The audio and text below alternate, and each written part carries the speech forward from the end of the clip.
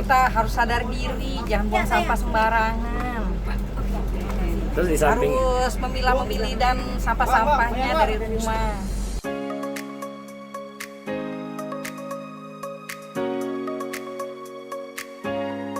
Satuan Pelaksana Lingkungan Hidup Kecamatan Gambir Mumu Mulyana dampingi 60 peserta kunjungan TPA Bantar Gebang.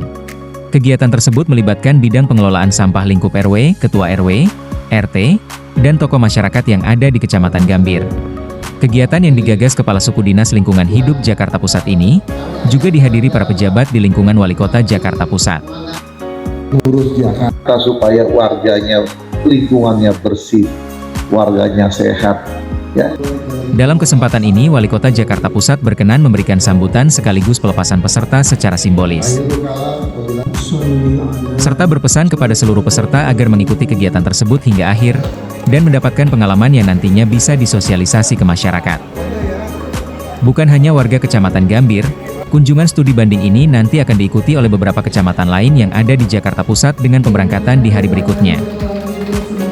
Studi banding para ketua RW dan BPS RW pada hari ini jadwalnya Kecamatan Gambir ke TPST Bantar Gebang dengan maksud untuk menambah wawasan para ketua RW dan BPS RW dengan harapan nantinya para ketua RW bisa menginformasikan kepada masyarakat tentang pentingnya untuk mengurangi sampah dari sumber dengan memilah sampah dari rumah, gitu Pak. Slamet Riyadi menambahkan, jumlah BPS RW di Kecamatan Gambir berjumlah 40, ditambah para ketua RW dan para forum masyarakat peduli lingkungan atau Formapel sehingga jumlah peserta berjumlah lebih dari 60 orang. Dan beliau berharap kegiatan ini berjalan dengan lancar. Ini jumlah RW 40, tapi peserta lebih dari 60, di mana ada pendamping dari kelurahan, dari Formapel, dan juga lain sebagainya. Dan mudah-mudahan acara ini bisa berjalan dengan lancar. Sesampainya di TPA Bantar Gebang, peserta disambut dengan baik oleh para petugas dan diarahkan ke ruang auditorium untuk mendengarkan sekilas profil Bantar Gebang dan proses pengolahan sampah skala besar, sebelum peserta meninjau lokasi secara langsung.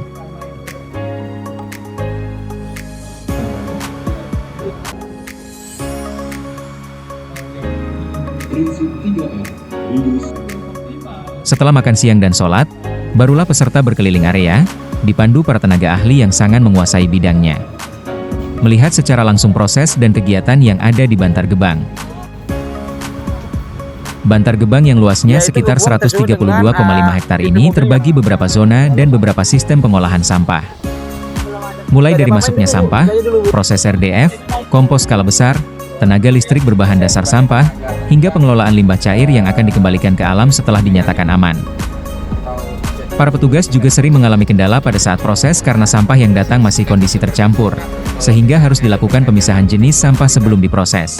Sebaiknya sampah yang akan diantar ke Bantar Gebang sudah dalam kondisi terpisah dari rumah, agar seluruh proses pengolahan berjalan lancar. di luar sana ada tank, jadi ada penyaringan untuk sampah-sampah yang besar kayak plastik, ya. Kita tarik di sana biar nggak ikut jadi itu tinggal airnya. Dia Krisna Dewi, salah seorang peserta, juga sebagai BPS RW Kecamatan Gambir, akhirnya mengetahui secara langsung betapa sulitnya pengolahan sampah apabila tidak dipilah. Dan selama ini dia hanya tahu dari pemberitaan saja.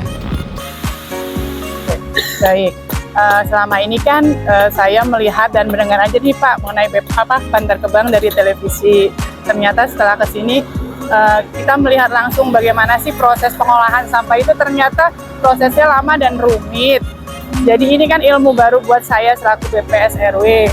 Jadi proses pemilahan itu di sini juga rumit. Jadi kita keluarga harus banyak info dan pemberitahuan bahwa pemilahan itu harus mulai dari rumah supaya nanti sampai ke sini sudah terpilah.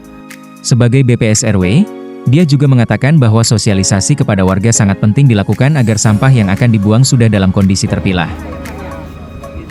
Saya juga akan berusaha lebih lebih banyak ke warga untuk memberitahu bahwa proses pemilahan itu sangatlah membantu untuk sampai di Bantar Gebang ini.